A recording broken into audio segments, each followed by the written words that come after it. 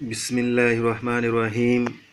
লাইটফেয়ার school কর্তৃক আয়োজিত online পাঠদান ক্লাসে অষ্টম শ্রেণীর প্রিয় শিক্ষার্থীদের শুভেচ্ছা অভিনন্দন জানিয়ে শুরু করছি। আমি শাহিন ইসলাম। সুপ্রিয় শিক্ষার্থী, আজকে তোমাদের পাঠ হচ্ছে রচনা। আজকের রচনা হচ্ছে শ্রমের মর্যাদা। প্রিয় অষ্টম শ্রেণীর শিক্ষার্থীবৃন্দ, শ্রমের মর্যাদায় সাধারণত রচনা লেখার ক্ষেত্রে রচনার সংকেত অনেক সময় তোমাদের প্রশ্নে পত্রে উল্লেখ থাকে। তারপরও তোমাদের যতগুলো রচনার পয়েন্ট তোমরা পড়বে তত তোমাদের জন্য কল্যাণকর, পরীক্ষায় ভালো ফলাফল করতে পারবে। শ্রমের মর্যাদার প্রথম যেই পয়েন্টটি হচ্ছে সূচনা। কর্মই হচ্ছে জীবন। সৃষ্টির সমস্ত প্রাণীকেই নিজ নিজ কাজের মাধ্যমে বেঁচে থাকতে হয়। ছোট থেকে বিশাল হাতি পর্যন্ত সবাইকে পরিশ্রম করতে হয়। পরিশ্রম দ্বারাই মানুষ অন্যান্য প্রাণী থেকে আলাদা করেছে। পরিশ্রমের সাধনায় মানুষ নিজের ভাগ্য বদলেছে এবং বহু কাজের শ্রম ও সাধনা পৃথিবীকে সুন্দর ও সমৃদ্ধ করে তুলেছে। বলা যায়, মানুষ ও সভ্যতার যাবতীয় অগ্রগতির মূলে রয়েছে পরিশ্রমের অবদান। প্রিয় শিক্ষার্থী, সূচনা বক্তব্যে যে কথাগুলো বলা হয়েছে, অর্থাৎ কর্মই হচ্ছে শ্রম, কর্মই হচ্ছে জীবন। কর্ম ছাড়া সে ছোট প্রাণী হোক, বড় প্রাণী হোক, যেই হোক, পরিশ্রমের মাধ্যমেই মানুষ থেকে পার্থক্য পরিলক্ষিত হয়। প্রিয় শিক্ষার্থী, এ পর্যায়ে আমরা যে পয়েন্টটি নিয়ে আলোচনা করব সেটি হচ্ছে শ্রম কি। শ্রমের অভিধানিক অর্থ হচ্ছে মেহনত, দৈহিক খাটুনি। সাধারণত যে কোনো কাজই হলো শ্রম।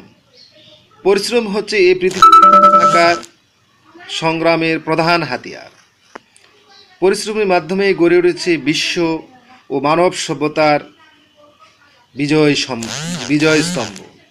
প্রিয় শিক্ষার্থী, দ্বিতীয় যে পয়েন্টটি, সেখান থেকে আমরা যা জানলাম শ্রমটা কি, শ্রম বলতে কি বোঝো বা শ্রমের অর্থ কি। অর্থাৎ শ্রম মানে হচ্ছে পরিশ্রম, মেহনত, দৈহিক খাটুনি। সাধারণত যে কোনো কাজই হলো পরিশ্রম, আর পরিশ্রমের মাধ্যমেই মানুষ সংগ্রাম করে পৃথিবীতে টিকে রয়েছে।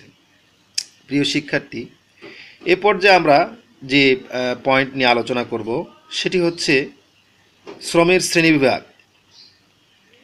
শ্রম তো কয়েক ধরনের রয়েছে, তার মধ্যে একটি হচ্ছে শ্রমের শ্রেণীবিভাগ করলে দাঁড়ায় শ্রম হচ্ছে দুই প্রকার।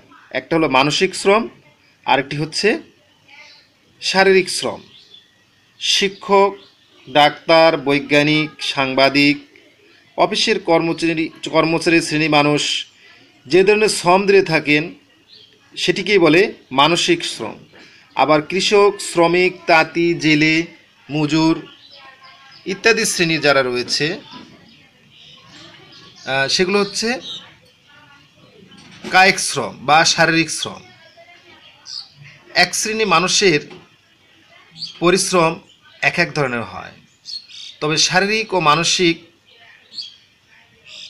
যাই হোক না কেন, উভয়ের মিলিত পরিশ্রমেই গড়ে উঠেছে মানব সভ্যতা। প্রিয় শিক্ষার্থী, আমরা যে তৃতীয় যে প্যারা জানলাম শ্রমের শ্রেণীবিভাগ, অর্থাৎ শ্রমের শ্রেণীবিভাগ হচ্ছে দুই ভাগে বিভক্ত। একটি হচ্ছে শারীরিক শ্রম, আরেকটি হচ্ছে মানসিক শ্রম। মানসিক শ্রম আমরা কোনগুলো দেখলাম? সাংবাদিক, শিক্ষক, বৈজ্ঞানিক যে কাজগুলো করে সেগুলো হলো মানসিক শ্রম। আর শারীরিক শ্রম কোনগুলো? সেগুলো যেগুলো হচ্ছে কি শরীরের মাধ্যমে, যেমন কৃষক, শ্রমিক, তাঁতি, জেলে, মজুর ইত্যাদি যে শ্রমগুলো করেন সেগুলো হচ্ছে শারীরিক শ্রম।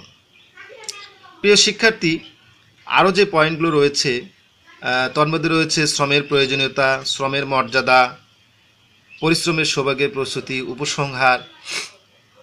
এই পয়েন্টগুলো ছাড়া প্রিয় শিক্ষার্থী, তোমাদের অন্য কোনো পাঠ্য বই থেকে যদি তোমরা আরও বিভিন্ন পয়েন্ট পাও তাহলে সেটা উল্লেখ করবে। তবে খেয়াল রাখবে পরীক্ষায় যেই পয়েন্টগুলো থাকবে সেগুলোরই তোমাদের আনসার করতে হবে। প্রিয় শিক্ষার্থী, এরপর যে আমরা যে পয়েন্ট নিয়ে আলোচনা করবো সেটা হলো শ্রমের। প্রিয় শিক্ষার্থী, এখন আমরা শ্রমের প্রয়োজনীয়তা এই পয়েন্ট নিয়ে আলোচনা করব। মানুষ নিজেই নিজের ভাগ্য বিধাতা। তার এই ভাগ্যকে নির্মাণ করতে হয় কঠোর পরিশ্রমের মাধ্যমে। তাই মানব জীবনে পরিশ্রমের প্রয়োজনীয়তা অপরিসীম। কর্মবিমুখ অলস মানুষ কোনোদিন উন্নতি করতে পারে না। পরিশ্রম ছাড়া জীবনের উন্নতি কল্পনা মাত্র। জীবনে আত্মপ্রতিষ্ঠা লাভ করতে হলে নিরলস পরিশ্রম দরকার। পৃথিবীতে যে জাতি যত বেশি পরিশ্রমী, সে জাতি তত বেশি উন্নত। তাই ব্যক্তিগত ও জাতীয় পর্যায়ে প্রতিষ্ঠিত হলে মানুষকে পরিশ্রমী হতে হবে। একমাত্র পরিশ্রমী মানুষের জীবনকে সুন্দর ও সার্থক করে তুলতে পারে। প্রিয় অষ্টম শ্রেণীর শিক্ষার্থীরা, আমি যে পয়েন্টে আলোচনা করলাম সেটি হচ্ছে শ্রমের প্রয়োজনীয়তা। অর্থাৎ শ্রম যে কেন প্রয়োজন তা স্পষ্ট তোমরা বুঝতে পেরেছ। অর্থাৎ মানুষ নিজেই নিজের ভাগ্য বিধাতা, আর এই ভাগ্যকে নির্মাণ করতে হবে সেটা কিসের মাধ্যমে? পরিশ্রমের মাধ্যমে। এই জন্যই মানব জীবনে পরিশ্রমের গুরুত্ব অপরিসীম। আর কর্মবিমুখ মানুষ কখনোই উন্নতি লাভ করতে পারে না। পরিশ্রম ছাড়া মানুষের জীবনের উন্নতি কল্পনা মাত্র। জীবনে আত্মপ্রতিষ্ঠা করার মাধ্যমে কি মাধ্যম হচ্ছে শ্রম।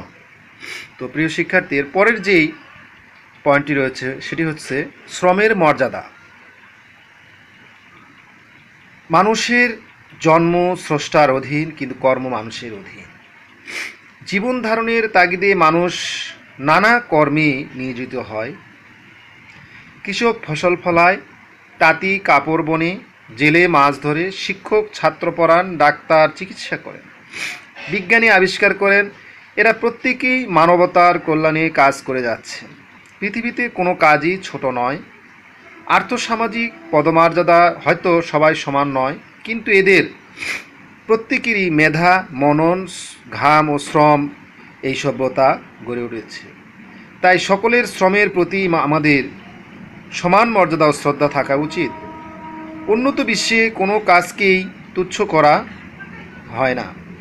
সমাজের প্রতিটি লোক নিজের কাজকে গুরুত্ব দিয়ে করার চেষ্টা করে। তাই চীন, Japan, Korea, Russia, England, America, France, Canada প্রভৃতি মতো দেশ উন্নতির চরম শিখরে উঠেছে। আমাদের দেশে শারীরিক শ্রমকে বিশেষ মর্যাদায় চোখে দেখা হয় না। তার ফলে আজও সুজলা সুফলা শস্য শ্যামলা আমাদের দেশের অধিবাসী হয়েও আমরা চরম দারিদ্র্যের মধ্যে বসবাস করি। প্রিয় শিক্ষার্থী, শ্রমের মর্যাদা পড়ে এই প্যারাটি পড়ে আমরা বুঝতে পারলাম যে আসলে মানুষ জন্মটা হচ্ছে স্রষ্টার অধীন, আর কর্ম হচ্ছে আমাদের অধীন। আমরা যদি পরিশ্রমী হই তাহলে আমাদের সাফল্য অনিবার্য, আর যাতে আমরা কর্মবিমুখ হই তাহলে আমাদের বিফলতা অনিবার্য। এই শ্রমের ফলে অনেক দেশ উন্নতি চরম শিখরে আরোহণ করেছে। সেই উদাহরণগুলো এই অধ্যায়ে এই প্যারায় রয়েছে। প্রিয় শিক্ষার্থী, এর পরের যে প্যারা আমরা আলোচনা করব সেটি হচ্ছে পরিশ্রম সৌভাগ্যের প্রসূতি। সৌভাগ্য আকাশ থেকে পড়ে না। জীবনে সৌভাগ্য অর্জনের জন্য প্রচুর পরিশ্রম ও নিরন্তর বারবার সাধনার প্রয়োজন হয়। সব মানুষের মধ্যে সুপ্ত প্রতিভা আছে। পরিশ্রমের মধ্যে সেই সুপ্ত প্রতিভাকে জাগিয়ে তুলতে হয়। যে মানুষ কর্মকে জীবনে ব্রত হিসেবে গ্রহণ করেছে, জীবন সংগ্রামে তারাই হয়েছে জয়ী।